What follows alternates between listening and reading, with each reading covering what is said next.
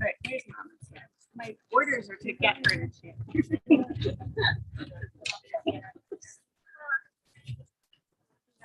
Me too. Oh.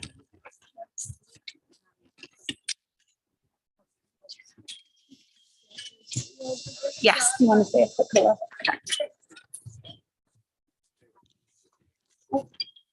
Hi. That's so good.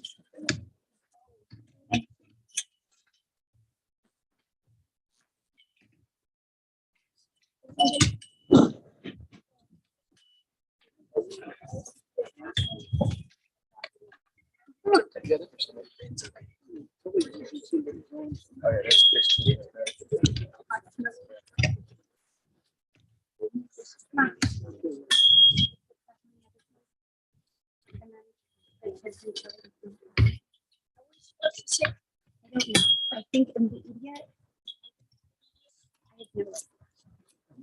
Sit. Yes, you know you. I have no idea. The kids. Sit. I think so. Yes.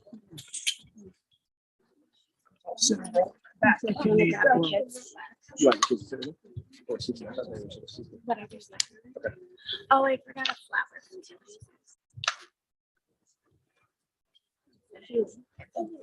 I forgot a flower.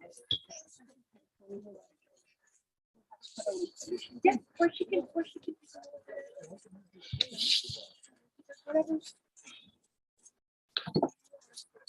Seth, can I get a package of the things from Kelly? The tissues. She didn't bring them? Whatever. That's fine. What, sweet pea? They lowered him. Can I tell you about what's going to happen? I'm Rabbi Hyatt. You belong to Seth. You're one of his kiddos. So your grandparents. And when it's time after we're done telling the story about his life, we're going to talk a little bit about that, and your Aunt Jen is going to do that. What's going to happen is I'm going to signal to them. Over and spin the wheel, and this is going to go down. And it's kind of hard to watch. It feels a little bit weird to watch that happen. And to know that it's not going to come back up. But what I will tell you when we do that, and what I'll tell you now, Be careful. it feels for me very much when we do this, like we're touching someone's body. Do you have tissues? Like when you get all down and stuff, like the space that you need to be. That's what mommy and daddy, the grandparents do for us. They make the bag of bags. And that's me a couple for me and mommy to make sure. No, we gotta start. I don't know. His physical body will be here, but whatever might happen to somebody with the rest of their brain, memories, there's like inside of you. So it's just the physical part that's here, just the body. That's what we're thinking about. Okay? It's a little weird. It's a little weird, but we're here. Well, I was They use and they're gonna turn a thing and it's gonna. You'll see they've got a whole system. They pull those out and then they lower on the thing and the straps go down and then they pull them back up. They're pretty good at that. Okay. All right, you guys. You're welcome. Al, do you want to sit right? I'll move over. I'll sit wherever you want. Where's that? I'll sit next to you.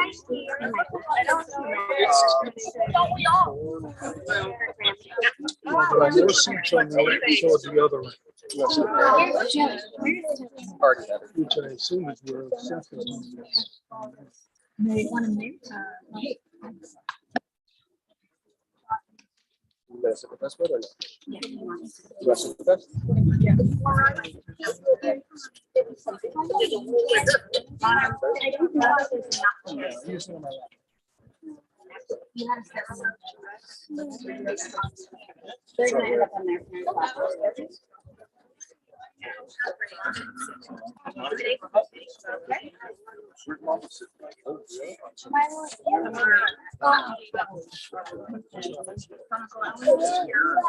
She looks like a nice mom.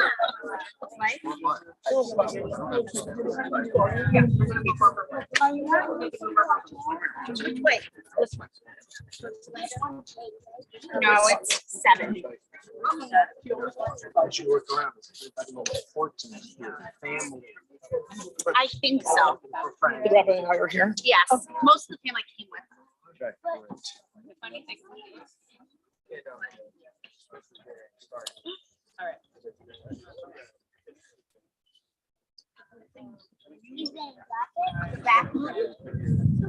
All right, ready? We're gonna do Priya.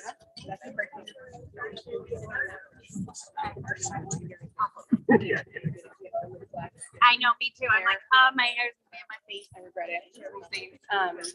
And then right after you do Priya, there's gonna be Yep. Yep. So we're gonna do that, and then These different places. yeah, we'll just wait and see. What it is. Right. Okay, so my hair is right. All right, and then it's pretty cool.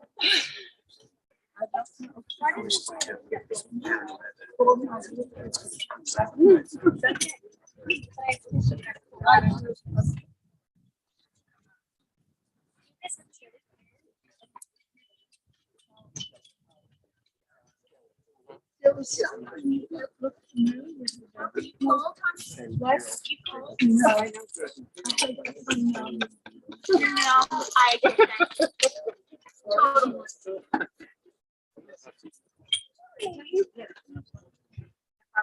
Oh, I bet that person was dead. Who? I saw someone I knew. This is Jacob. And I said, You gonna see with Randy?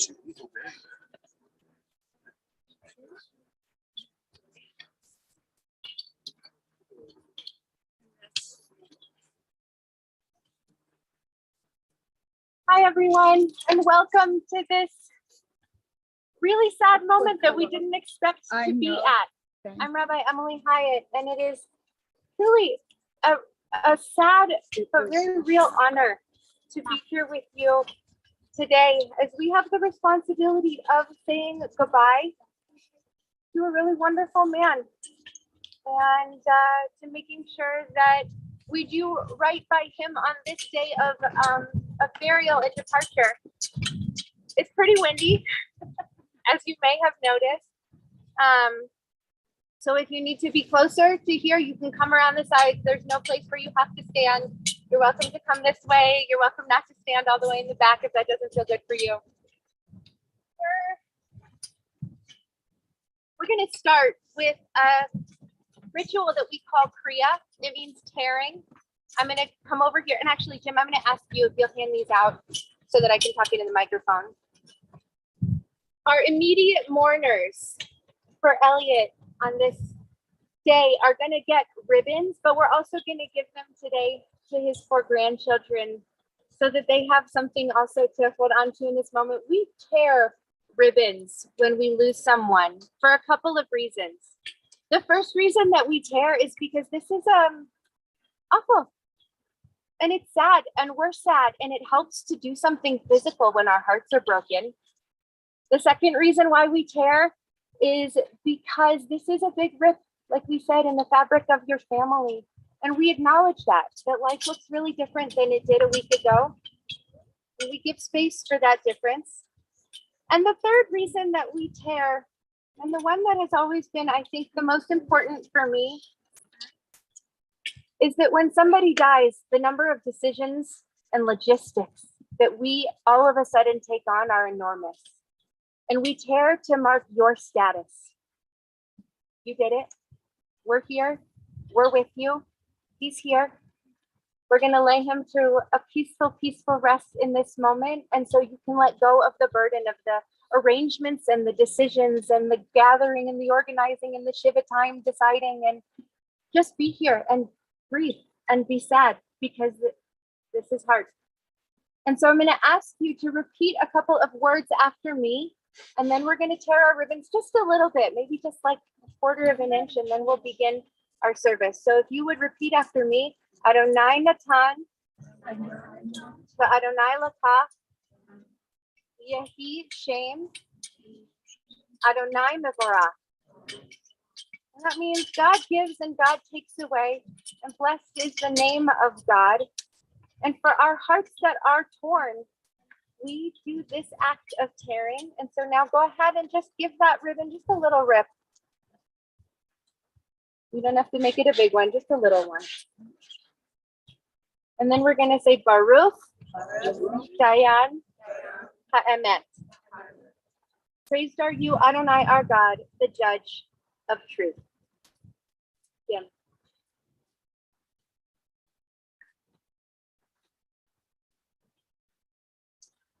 On behalf of the President of the United States and the grateful nation, it's my privilege and my honor to present this flag to you in honor of his service in the United States Armed Forces.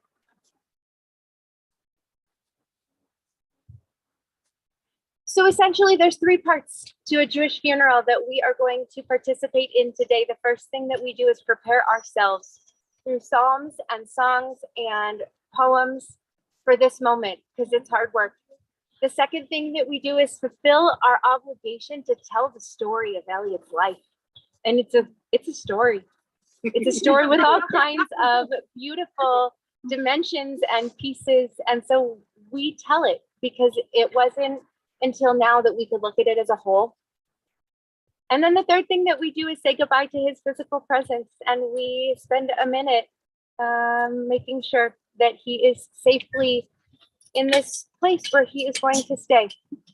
And so we begin just by preparing ourselves. And I want to share with you a poem that I think really actually speaks. I share this at a lot of funerals, but I really think it speaks to Elliot. It speaks to your husband, your dad, your grandfather, your brother, and the way that he looked at life and the experiences that were the most important to him. Birth is a beginning and death is a destination, and life is a journey. From childhood to maturity and youth to age, from innocence to awareness and ignorance to knowing, from foolishness to discretion and then perhaps to wisdom, from weakness to strength or strength to weakness and often back again, from health to sickness and back we pray to health again, from offense to forgiveness and loneliness to love, from joy to gratitude, from pain to compassion, and from grief to understanding, from fear to faith, from defeat to defeat to defeat, until looking backward or ahead, we see that victory lies not at some high point along the way, but in having made this journey, stage by stage. It is a sacred pilgrimage. Birth is the beginning and death the destination, and life is a journey, that sacred pilgrimage to life everlasting. And so I want to share with you two Psalms as we prepare ourselves. I learned this week as I was learning more about the story of Elliot and Barbara, that one of the reasons why they moved to Denver from New York was because you could get a lot more land for the price that they were paying for their 1-bedroom apartment. What did you say, in the Bronx? Yes. Yeah. Okay. In West, so you can imagine it's a lot more space. And so this psalm that we often recite in moments like this when we're heartbroken, I'm going to read it in English first. It's Psalm 121. And in Denver, in Colorado specifically, I know we can't see them now. We know exactly where the mountains are at all times. We know that's west. And we know that the mountains were important to you, that the space and the air and this place. And so this psalm says, a song for ascent.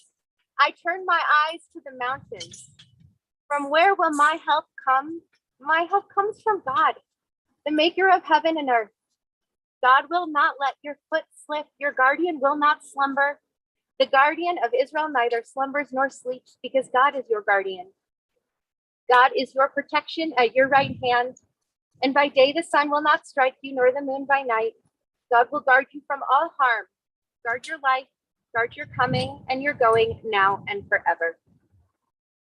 Shir lama'alot esa einai el harim me'ayin yavo Ezri me'im Adonai ose shamayim va'aretz. Al yiten lamot raglecha al yanum shamracha. Hine lo yanum velo yishan shomer Yisrael. Adonai shamracha. Adonai tzilcha al yad yeminecha. Yomam hashemesh lo yikeka v'yareach balayla. Adonai yishmarcha mikol yishmor et nafshecha. Adonai yishmor tzeitecha uvolecha me'ata ve'ad olam. And one more psalm. This is a psalm that probably anybody of any faith has heard at a funeral, Psalm 23. And the famous line from this piece of our text says, as I walk through the valley of the shadow of death. We know that one.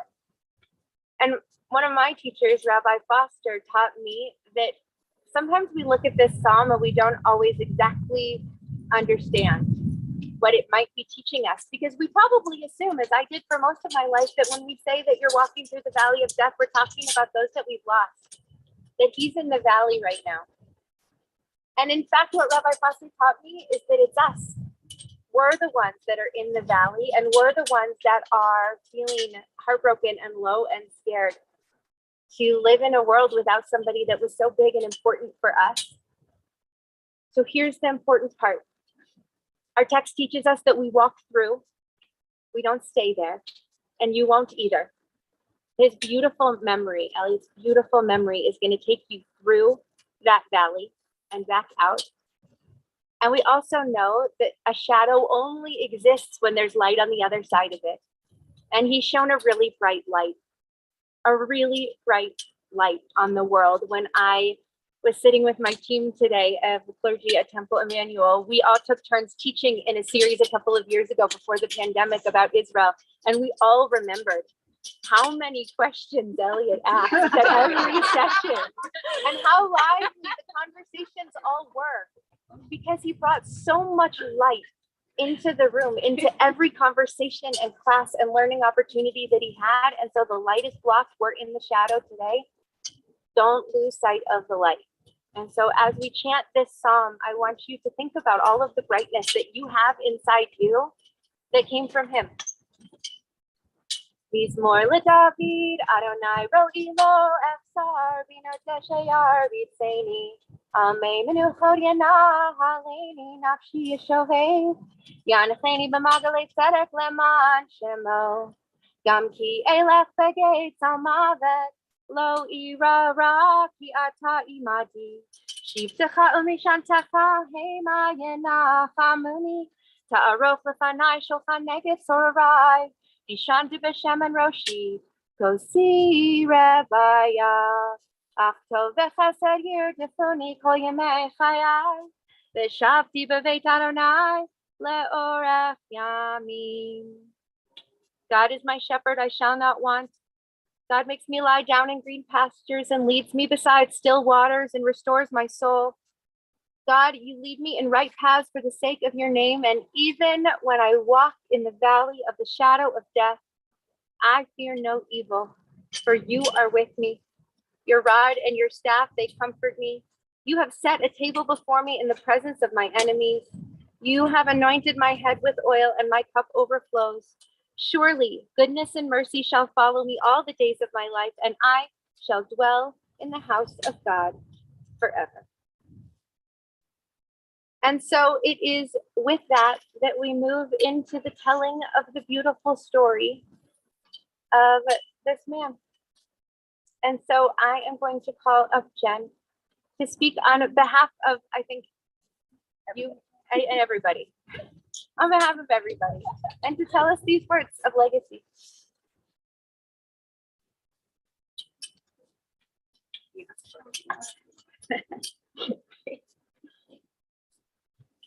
Thank you all for coming to celebrate our dad's life today. We know that each of you here are connected to him in some way, whether you are family, friends of his, or friends of ours. We know that Dad would definitely be sad he's missing out on an opportunity to spend time with each of you.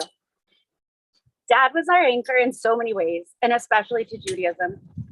Before each holiday, he would spend countless hours going to Torah study and asking questions, watching shows, participating in learning series at the synagogue, and reading books to find new things to add to our holidays. He always ensured we kept our connection to Judaism in Israel. His faith was important to him, and it was important to him that we kept our faith as well, in whatever way worked for us. He was calm, he was deliberate, and he was kind. You could call him with exciting news, when you needed advice or comfort, when you just wanted to talk. Sometimes I even used to call him when I needed a good argument. But every time you talked to him, he greeted you in the same way, and you could feel his genuine care. Dad's love language was definitely quality time. It's both how he showed love and wanted to receive it. More than anything, he loved spending time with his friends and family, likely each of you. Many of you have probably been on the other end of a phone call with him. It was likely hours long, but there's no question that you felt deeply cared about and loved.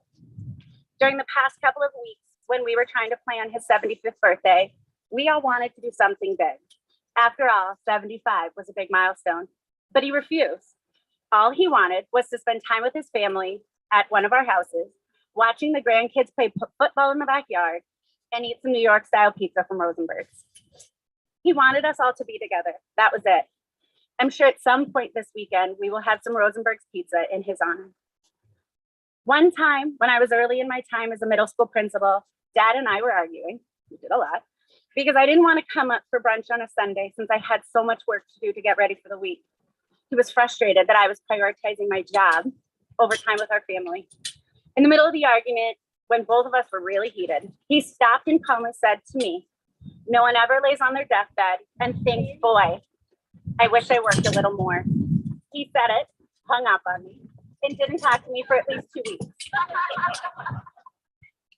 And while I've continued to work hard, his words pushed me to find and work towards a balance and to make sure I make time for the people that I love. I've never forgotten those words or that argument and the profound impact they had on me. I'm not sure I ever told him. Dad wasn't one to talk about what he did or his accomplishments. In fact, until we were almost teenagers, Seth and I thought he sharpened pencils for a living. Once electric pencil sharpeners became popular, we didn't understand how they could justify keeping him on the payroll. So when we called him on it, his new line was, "I can't tell you or I'd have to kill you." It's funny to talk about now, but it speaks volumes about the career he had and that we don't even really know about. But it also speaks to his unwavering patriotism and his love for his country, secrets he literally took with him to his grave. Dad was a learner and a storyteller. He loved to hear stories and to share stories, whether they were stories he heard, something he learned, stories from his childhood growing up in Brooklyn, or just his life experience. During one of our trips back to New York, he even brought us back to his apartment building on Argyle Road in Brooklyn, where him and all of his brothers and cousins and family grew up.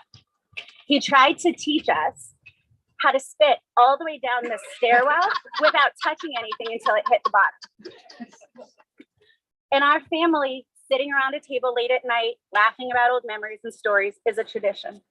From life lessons to learning about our family's past, with an occasional dirty joke, we've heard it all. Most of us have a strong grasp on how the family trees work after hearing it at every family gathering. So if you need a lesson on how to figure out who's a first cousin, second cousin, how the removes work, just let us know. And courtesy of Dad and his family, the Davidsons, we all know. Rarely was an occasion missed to share his memories and stories that he was told in order to keep our family history alive. If you've ever spent time at my parents' house, you know the stacks and stacks and stacks and stacks of books, among so many other things, that they've accumulated over time. Yet since he does everything very slowly, most are unread and in pristine condition. Mom reports that he's been reading a book called Kanish a 224-page book about a Knish place in Brooklyn for at least 3 years. He would likely have spent time with some of us here telling about what he's learned about said Knish place. Throughout his life, he also spent time picking up and playing new instruments, whether it was clarinet, piano, guitar, or more recently, his banjo. He could pick them up and start to just pick out songs by ear. And most recently, after realizing how hard it was to learn the banjo, Mom finally convinced him to start banjo lessons and knock it off his bucket list. If you spend any time with him, you know that most things also revolved around food. And it was always a key factor in the decision-making in our house. Our vacations were always planned around what or where we were eating. And he always made sure that we planned the food first and then figured out what we were doing or who we might see close to those favorite spots. Whether it was Knishes in Brooklyn, Italian food in the Bronx, Italian sandwiches, or Chinese food, especially egg rolls in Jersey, or deli at Sarge's, it always guided our daily plans. So if we didn't see you often, you now know that you probably didn't live near a preferred spot, so you might want to move. Dad was such a skill builder. He could build or fix anything. It might take a decade, but eventually he'd get it done. And upon completion, it'd be damn near perfect, definitely beautiful. And if he was fixing something, it usually worked better than when it was new. After spending time at the house this week, it is clear he had a plan to fix many things that likely would have lasted till he was about 300, possibly even longer. Talking about Dad would be woefully incomplete if we didn't talk about his favorite role as a grandfather. He was an amazing father and taught us so much, but surprisingly, it pales in comparison to him as a grandma or a grandpa. As a dad, he was moderately tolerant of our nonsense, but we knew how to unleash the beast. Seth could cause lots of trouble, and I could sass like none other and challenge him in every way. But our kids, his grandkids, could do almost no wrong. With them, his patience was close to endless. When they were around, they had his full attention, as long as he had theirs. And he loved to watch them play sports, wrestle, play together, and he also loved teaching them things, from chess to the musical instruments to songs he loved. And one of our favorite, most recent memories was of him singing Kenny Rogers' The Gambler to them. He always shared his passion for music. The addition of Tilly, the only girl, the one in charge, swiftly replaced me as the apple of his eye. He would sing songs with her, let her put fake lipstick on him, watch countless princess fashion shows on FaceTime, and he would laugh as she tried to exert her dominance over everyone. The Troy family genes are strong, so if you know, you know. Dad passed away during his favorite holiday of Passover. One of the best parts of our Seder is when we sing Dayenu, which loosely translates into "it would have been enough." While we've used this song as a way to spice up our Seder and bring joy and laughter, in this moment, it feels like an opportunity to be grateful for what we have and had, instead of always longing for more. Dr. Seuss said, "Don't cry because it's over, smile because it happened." Dad's death feels insanely permanent, but something I think we've actually learned from him is to take our memories and hold them close. While we would have loved more from him and with him, one could also look at it for how much it was and know that it was enough. So when things feel hard and the grief sets in, we can find our way through the hard times by calling forth the memories, the love and laughter we all shared with him, because it was enough.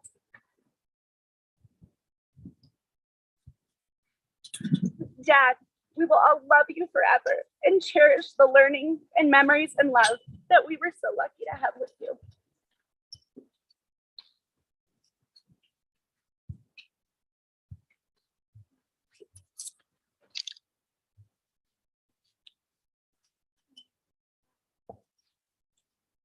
Jen, thank you for those beautiful words and for each of those moments and stories that you told us about that I think help us to see the whole picture.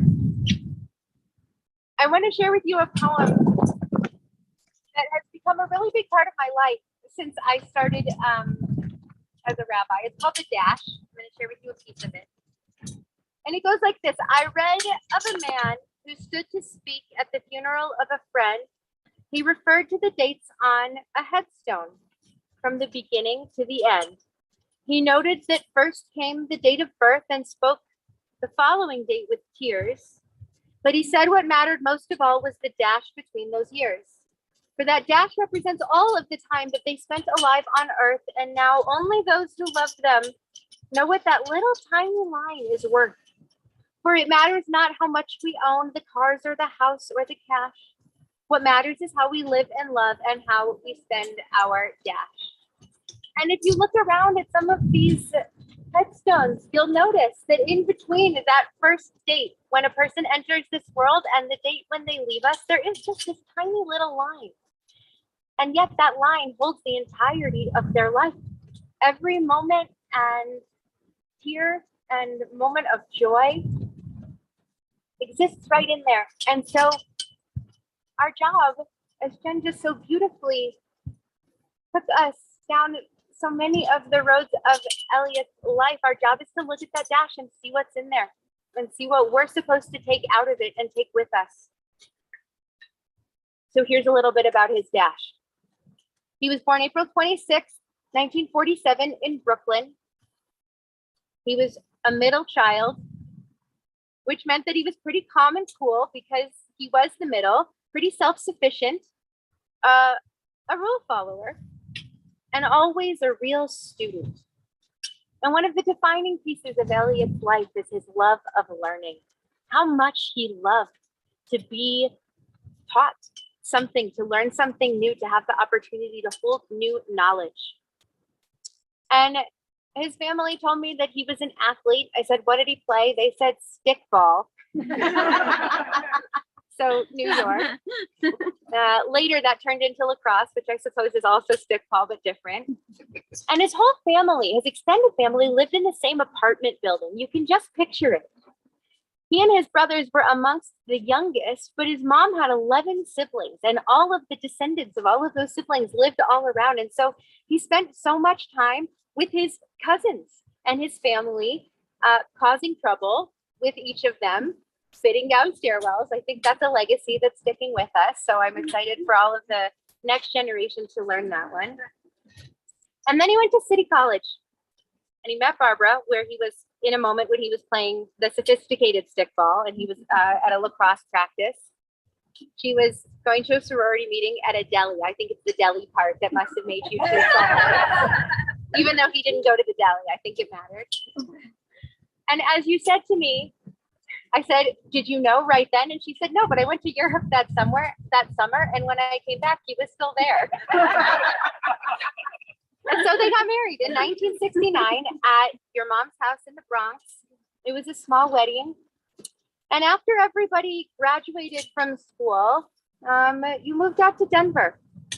And in the meantime, Elliot was in the reserves in the U.S. Army, which was a really important part of his life that we'll come back to in a minute. But they moved out to Denver because, as we said before, there was a little bit more space for a little bit less money and they could have a little bit of a different life out here. And they moved out and Elliot worked for OEA and then for Lockheed Martin. He was a software engineer and he stayed at Lockheed Martin for over 30 years. And he's been retired for about 10 or 11 years. And I asked, what did he do with his retirement? Most importantly, he slept late. He watched a lot of old movies late at night. He learned to play new instruments. He was taking banjo lessons. He was so musically talented and could pick up any instrument and loved to do so. And he built his house himself with one of his brothers. Apparently it took a while to build. And I think if you were to ask him, perhaps he would say it isn't quite finished yet. Because it's a work in progress. I understand that in the Troy family, completion is relative. But it was a work in progress, which meant it was a project that they were invested in. And so we learned the story of a man who was invested in the journey, was invested in the process and in the project of life. He was very, as I understand, very bossy. had a lot to say about a lot of things and wasn't afraid to tell you them. I experienced that as a very young rabbi who in my very first year of being a rabbi sat to teach him about Israel. And he told me exactly what he thought. But in a way that made me want to continue the conversation, in a way that made learning impactful for, I think, both of us. And so he's a guy on a journey. He's a guy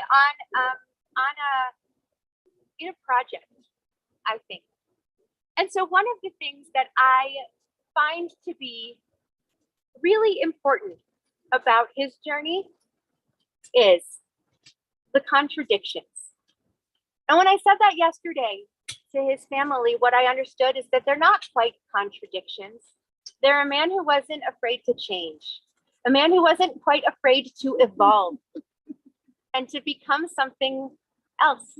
So perhaps he started out with a short fuse, and then the longer we waited, the longer the fuse got, because he got these grandchildren to see life anew through their eyes.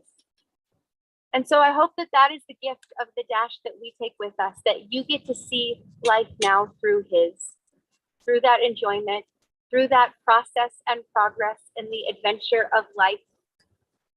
And so in his honor, as we begin to prepare to say goodbye to his physical self,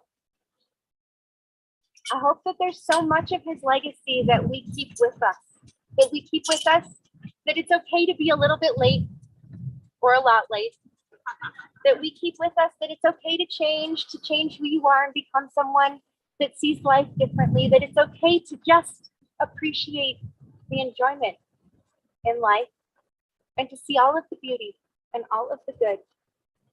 And so with that, and with all of that gratitude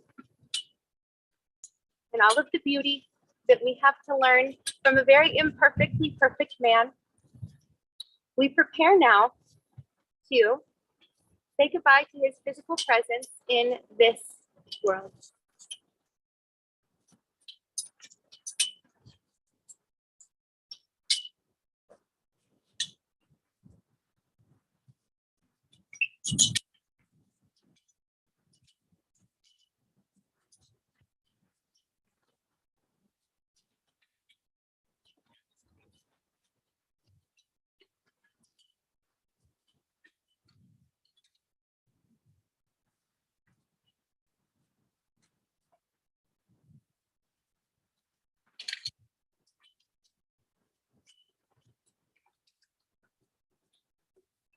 Adonai Natan Adonai Lapa Ki Shem Adonai Mevorah Baruch Atah Adonai Eloheinu Melech HaOlam Asher Yatzar Etchem B'Tuvo V'Hamid Etchem Ba'adin V'Natah B'Tofechem Chayei Olam Baruch Atah Adonai Dayan HaEmet Atah Gibor Le'olam Adonai Rav Lehoshia V'chal V'chaim V'chased V'chayei HaKol Berachamim Rabim Tomech Noflim V'rofeh Cholim U'matir Asurim U'mekayem Emunato L'Shnei Afar V'chanocha Ba'al G'dirot Midrom Elah Malachim Eitim Achayei U'matzmiach Yeshua Baruch Atah Adonai Notea B'Tocheinu Chayei Olam Dayan HaEmet Tofat Tzedek Be'emet Baruch Dayan HaEmet Yichol Mishpatav Tzedek Be'emet Nefesh Kol Chai B'Yadecha Tzedek Mal'ah Yamincha B'Yadecha Rachem Al Plei Tatzon Yadecha V'Tamar L'Malach Teref Yadecha.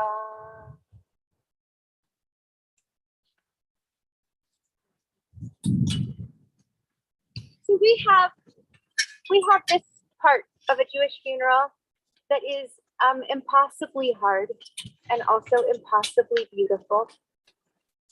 And so for just a second, I want to take a moment to explain this to Matthew and Jacob and to Ethan and to Tilly.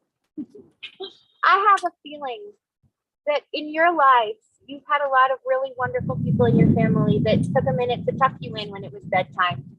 Who wanted you to be safe and snug and cozy and warm in your bed when it was time to go to sleep. That's what we do when parents, that's what grandparents do. And then when we lose people that we love and they die, we have the opportunity to give that gift back to them, to make sure that they are safe and at peace and in a place that feels as comfortable and as secure as possible. It's something that really means a lot in our tradition that we get to do that for them. And so part of our job as people who are missing your grandpa right now is to help to put some of the earth back into the grave now that his body is in there. And so we're going to do that. And it's a little bit hard because it sounds a little bit hard. You're going to hear when that dirt falls, and it's okay. It represents how sad we are. That sound is, it's like exactly what we're feeling, a little bit empty. And it's a really big gift that you're giving to a person who I think would really appreciate it. We really appreciate that you're taking the time to do that. And so I'm going to call up immediate family and spouses and right and grandchildren and Alan, Elliot's brother. I'm going to ask you also to take a moment in just a minute to put some of the earth into the grave. Here at Emmanuel Cemetery, we don't have too much earth to put back. It works a little bit differently than at some other cemeteries. And so if after our service is over, it's your tradition to help participate in this, you're welcome to come up after we're done and put a little bit of earth in the grave. But for now, we'll just have the family come and do it and just take a little bit. You can use the shovel if that feels comfortable to you. You can also just use your hand and sprinkle a little bit of dirt. So I'll call you up now to participate. We're going to take a moment of silence while you do that.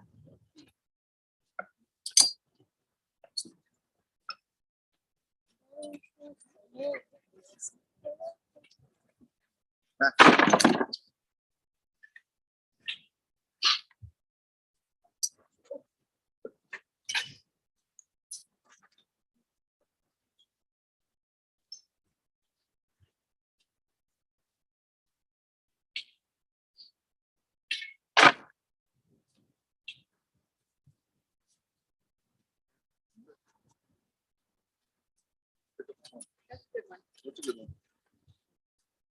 Over here.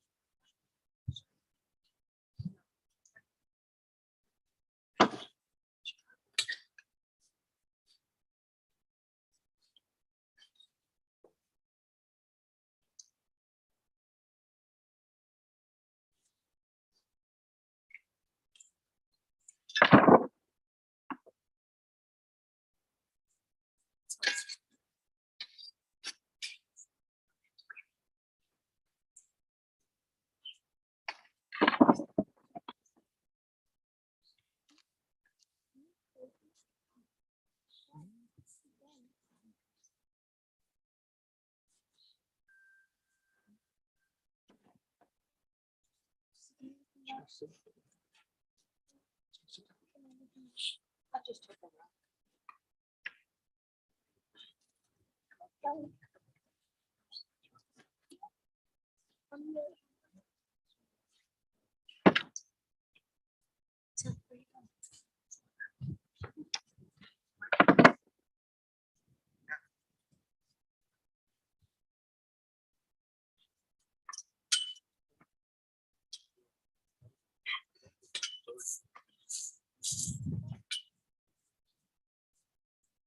And we rise as we are able for our memorial prayer.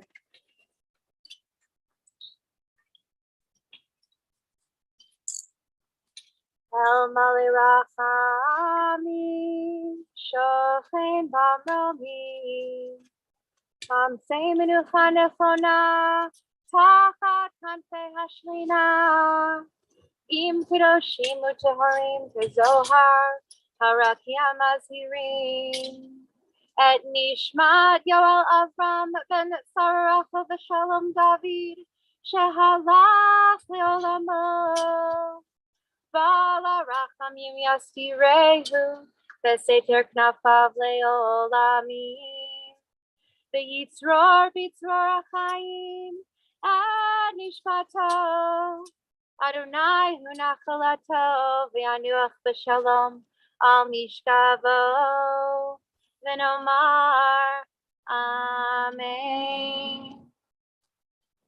God of abundant mercy, God most high, may the soul of our loved one who has gone into eternity find the gift of perfect peace in your embrace, together with the holy and pure whose light shines like the radiance of heaven.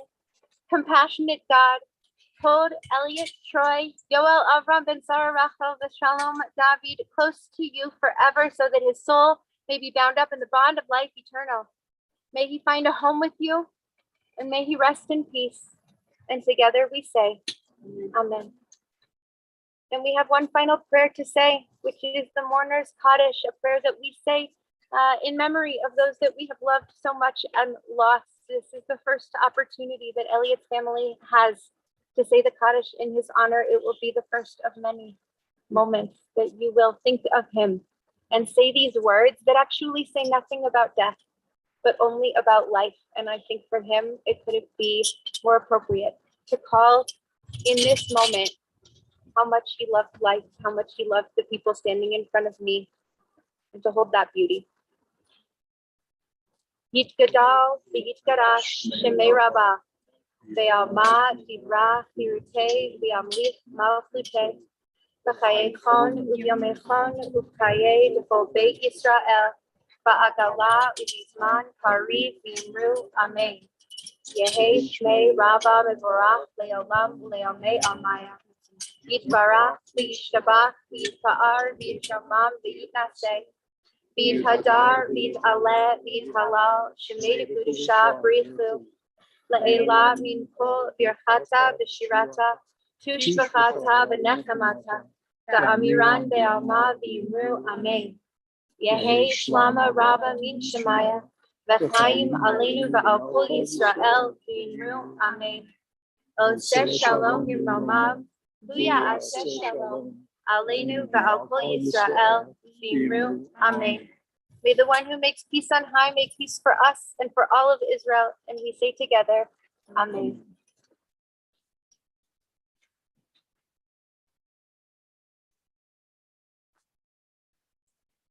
Lech tishalachcha Adonai. Go your way, for God has called you. Lech Adonai yihya imach. Go your way and may God be with you. Ehalach lefanecha tzidkecha kivod Adonai yasvecha. And may your righteousness go before you and the glory of God receive you. And in a moment, as our ceremony concludes, we're going to line up in two lines. Jim will explain to you how it's going to work, but we're going to say words to our family to offer comfort to this family that is heartbroken. And the words that we're going to say as they walk through our two lines and we lead them out from this space, we're going to say, Hamakom yinachem etchem b'toch sha'ar avlei Tzion v'Yerushalayim.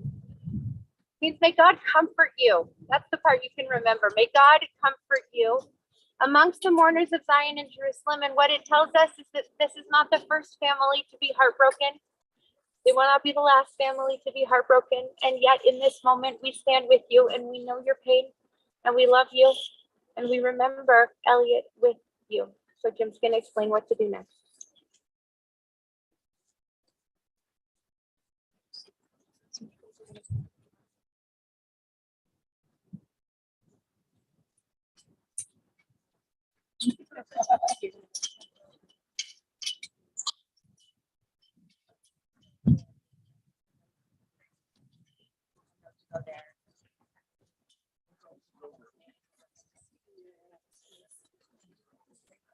So just wait here. Hold them.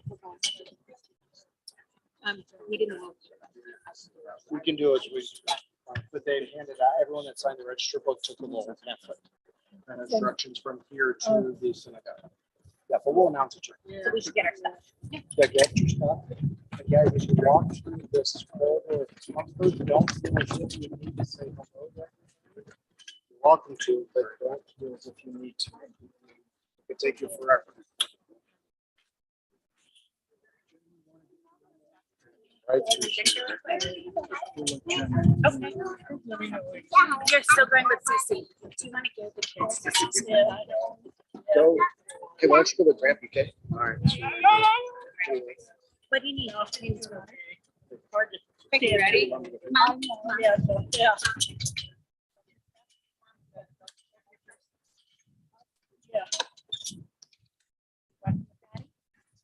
There we go.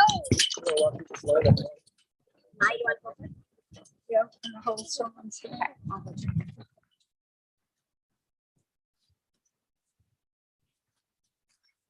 I like to still duck. You want to my shoulders? You got to dress me.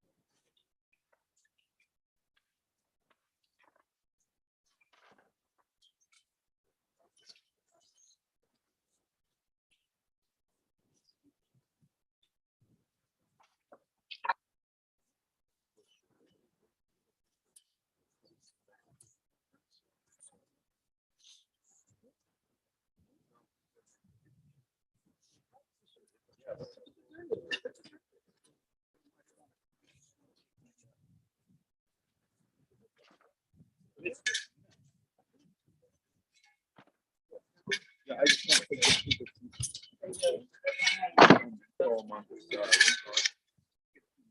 No, just if you have more photos.